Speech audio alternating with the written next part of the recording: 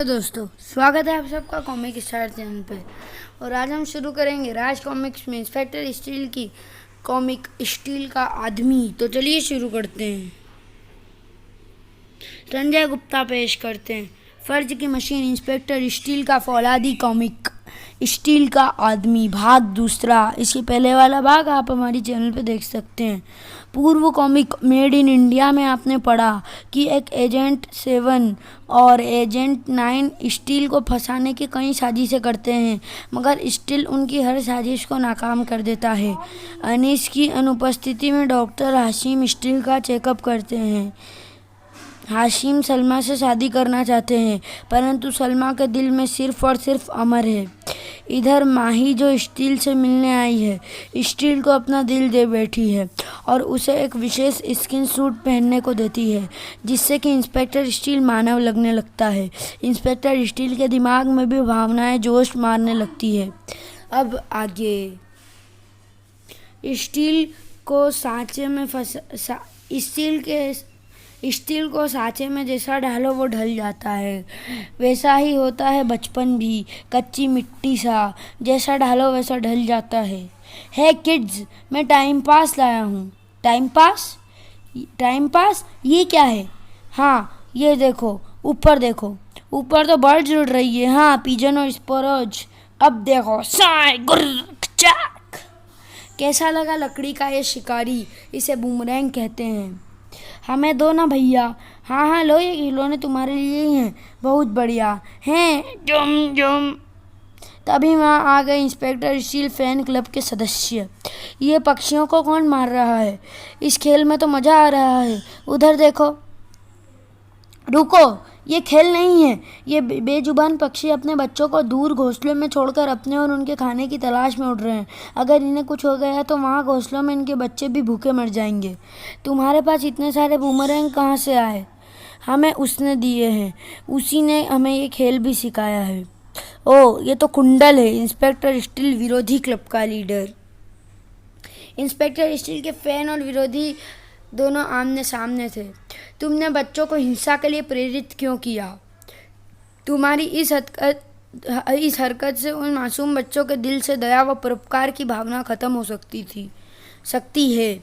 भविष्य में वे हिंसक हो सकते हैं और हिंसकता ही अपराध को जन्म देती है। तो तुम्हारा इंस्पेक्टर स्टील है तो सही अपराध को रोकने के लिए। हा हा हा। तुमने ये हरकत हमें चिढ़ाने और नीचा दिखाने के लिए की है, क्योंकि हम इंस्पेक्टर स्टील फैन क्लब के सदस्य हैं। हाँ, की है तो सुपर हीरो है क्या? क्या कर लेगा तुम्हारा स्टील? खाक हीरो है। 450 किलो का भारी भरकम शरीर लिए फिर रहा है। किस काम का है? कल बर्नर से लड़ते वक्त कहीं जगह सड़क पर गड्ढे कर दिए। सड़क क्या उसके बाप की है? स्टील ना होता तो क्या राजनगर की पुलिस अपराधियों को ख़त्म ना करती? हम ऐसे रोबोट के खिलाफ हैं जो भविष्य में इंसान के लिए ही खतरा बन जाएंगे। मशीन कभी इंसान की बराबरी नहीं कर सकती। इंस्पेक्टर स्टील के खिलाफ कुछ मत कहो। अबे तो क्या कर लोगे बे? मारो स्टील के हिमायतियों को। तुमने गलत कहा। ये इंस्पेक्टर स्टील के हिमायती नहीं है। ये फर्ज, कानून और व्यवस्था के हिमायती हैं। हीरो वास्तव में स्टील नहीं, समाज का हर वह इंसान है जो डिसिप्लिन की इज्जत करता है, क्योंकि ऐसा ही व्यक्ति इंसानियत व कानून को समझ सकता है। मैं इन बच्चों को सल्यूट करता हूँ जिन्होंने तुम्हें दूसरे बच्चों को हिंसा के लिए उकसाने से रोकने के लिए आवाज़ उठाई। ये बच्चे भविष्य निर्माता हैं।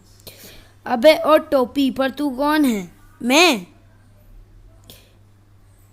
सिक्के के दो पहलुओं की तरह हर बात का पक्ष और विपक्ष होता है। विपक्ष उन कमजोरियों को सामने लाता है जिन्हें पक्ष नज़रअंदाज करता है। मुझे तुम दोनों पक्षों के होने में कोई ऐतराज नहीं। दोनों को अपने अपने ढंग से काम करना चाहिए, बिना किसी आपसी टकराव के। इंस्पेक्टर स्टील हूँ मैं। हैं, इंस्पेक्टर स्टील हमारा हीरो, स्टील हमारा हीरो। बिना टकराव के लड़ाई का फैसला नहीं होता इंस्पेक्टर स्टील, और तुझसे टकराने आया है boomerang. Sai Sai. Danger, quick alert, opponent is equipped with powerful missiles.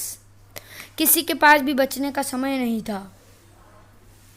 मगर इंस्पेक्टर के पास बचाने का समय था। उसने बच्चों को दिया अपनी छाती का कवर। तुम सब बच्चे यहाँ से निकल जाओ, जल्दी करो, इस मुसीबत को झेलने के लिए मेरी लोहे की छाती है ना। स्टील, आज तुझे पुर्दों में बिखेर कर ही यहाँ से जाएगा बूमरैंग। ये मुसीबत स्टील की वजह से आई है, क्योंकि बूमरैंग का निशाना स्टील ही है। शायद वो अपने साथी बर्नर का बदला लेने आया है। बूमरैंग ताबड़तोड़ फायर कर रहा था। ऑफ, ओ नो, जाओ, निकल जाओ। और अब मैं इसे अपनी मेगागन की ताकत दिखाता हूँ। स्टील ने मेगागन को अपनी कलाई पर फिट किया।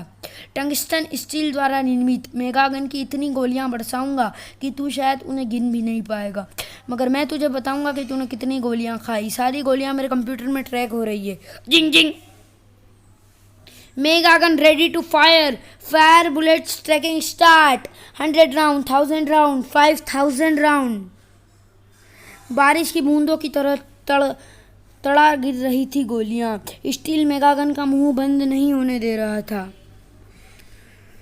बूमरैंग जब ढेर होकर गिरा तो बताना मुश्किल था कि बूमरैंग है या कबाड़ का ढेर। 7000 round, 8000 round, 10,000 round, 12,000 round, 15,000 round. Empty, empty, empty, जिंग जिंग टर। 15,000 राउंड्स की आवाज़ों ने लोगों के कानों के पर्दे हिला दिए थे। बच्चे आंखें फाड़े फिर से स्टील के पास आ पहुंचे। वाओ स्टील, तुमने तो कमाल कर दिया, इतनी गोलियां। स्टील, अगर इसी वक्त दूसरा शत्रु आ गया तो और गोलियां कहां से लाओगे? क्लिक। अभी तो एक चेंबर खाली हुआ है। अभी ऐसे 3 चेंबर और हैं मेरे अंदर, जिनमें और 45,000 गोलियां हैं। ऑसम।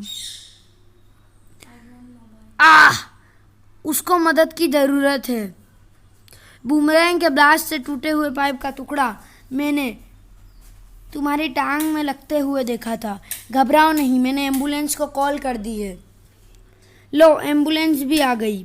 हेलो इंस्पेक्टर स्टील, हमें वहाँ धुआंधार गोलीबारी की सूचना मिली है, रिपोर्ट करो। एक रोबोट मुझ पर अटैक करने आया था। मुझे 15,000 राउंड फायर करने पड़े, मगर अब पोजीशन अंडर कंट्रोल है सर। कुंडल ने स्टील को थैंक यू तक नहीं कहा। घबराई हुई इंस्पेक्टर सलमा भी वहाँ आ पहुंची। स्टील, तुम ठीक तो हो ना? हाँ, बस जरा मेगागन को टेस्ट कर रहा था।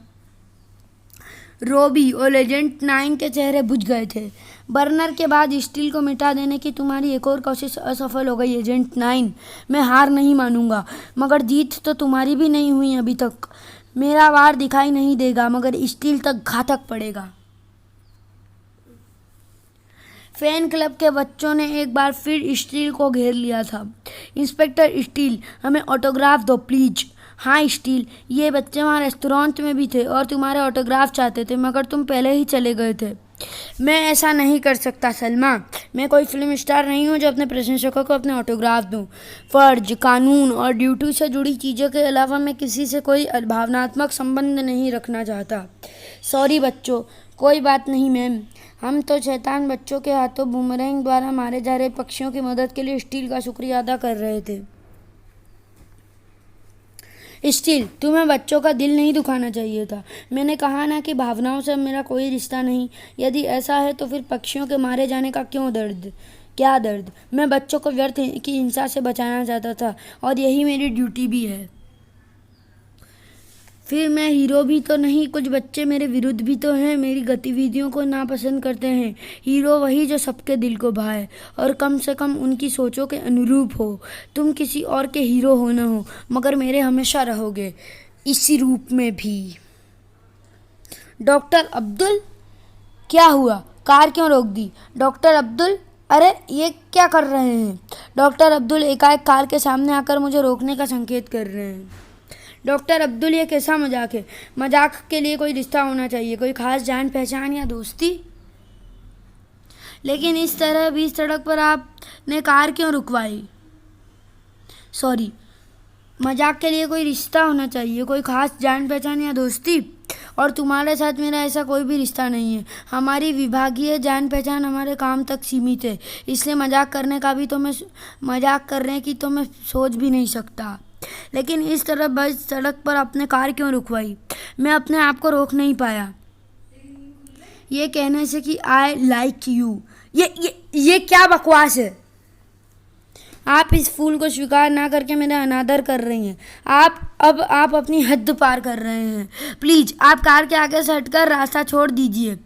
मैंने तो आपका रास्ता कभी रोका ही नहीं। आप तो वहाँ कार के सामने खड़े थे, फिर वहाँ से यहाँ कब? अरे मैं वहाँ से इधर नहीं आया। वो डॉक्टर अब्दुल तो अब भी वहीं खड़ा है। दो डॉक्टर अब्दुल, ये सब क्या है? डॉक्टर अब्दुल कार में बैठ जाओ, फिर बताता हूँ। मिस्टर A2 प्लीज आप भी कार में बैठ जाएं। Yes sir. स्टील ने कार आगे बढ़ा दी। डॉक्टर अब्दुल, क्या ये आपका कोई जुड़वा भाई है?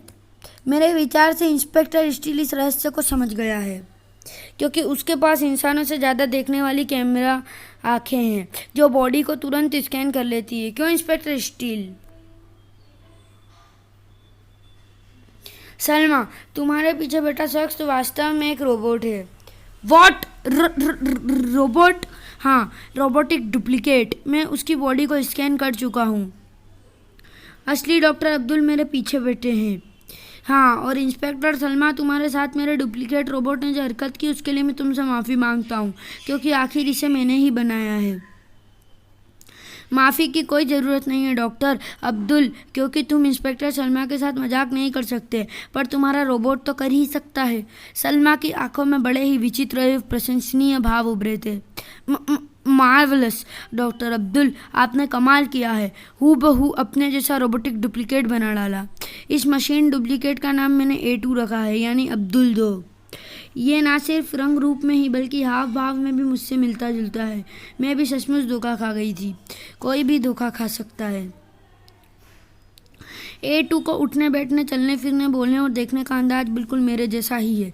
इन सब कामों के लिए इसकी स्किन के नीचे मैंने 45 सेंसर और नैनो मोटर्स लगाई हैं।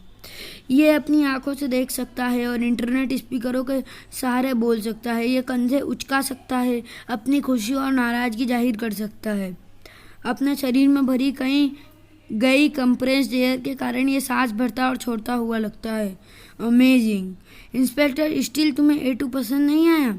हाँ, कुछ खास नहीं, क्योंकि ये लगभग मेरे जैसा ही है। इसे स्टील का आदमी कह लो, जो केवल नकली भाव व्यक्त कर सकता है। उसे इंसानों के समान दर्द नहीं होता, ना भावनात्मक रूप से ना शारीरिक रूप से। ये भी खाना नहीं खा सकता। इसमें सब कुछ दिखावटी है। अब तुम लोग जाओ, मैं कुछ देर अपने दिमाग को रिलैक्स करना चाहता हूँ। स्टील के शब्दों में छुपे दर्द को महसूस कर रही थी सलमा। उसे एक निर्णय लेना था तुरंत। डॉक्टर अब्दुल, क्या तुम इंस्पेक्टर स्टील को A2 जैसा नहीं बना सकते? अगर ऐसा हो जाए तो इंस्पेक्टर स्टील A2 से बेहतर सिद्ध होगा, क्योंकि उसके पास सोचने के लिए दिमाग है। मैं चाहती हूँ कि उसको अपने इंसान होने का एहसास हो। उसे ज़िंदगी को वो अतीत में कहीं पीछे छोड़ आया है। जिस जिंदगी को वो अतीत में कहीं पीछे छोड़ आया है, वो उसे फिर से जी सके। मैं ऐसा कर सकता हूँ इंस्पेक्टर सलमा, लेकिन शायद इंस्पेक्टर स्टील वैसा बनने के लिए तैयार ना हो। तुमने देखा नहीं कि A2 को देखने के बाद उसकी प्रतिक्रिया कुछ खास नहीं थी उसके बारे में। उसको मनाने का काम आप लोग मुझ पर छोड़ दें। सामने माही थी। तुम? हाँ मैं। तुम ये काम किस प्रकार करोगी? इंस्पेक्टर सलमा, तुम मुझे केवल उसकी सबसे बड़ी वो इच्छा बता दो जिससे वो भावनात्मक रूप से जुड़ा हुआ है। उसकी सबसे बड़ी इच्छा?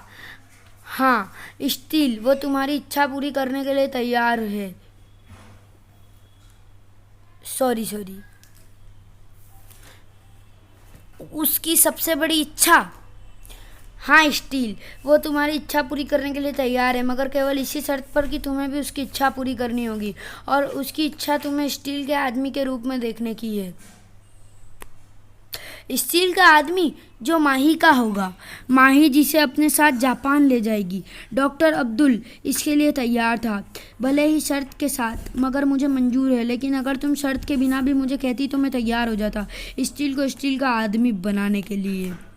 तो देखिए दोस्तों, हमको यहाँ बता दिया गया है कि जो माही है वो छल कपट कर रही है, उसको स्टील का आदमी बना के वो उसको जापान ले जाएगी, और माही की इच्छा यही थी कि ये इंस्पेक्टर स्टील का आदमी बने।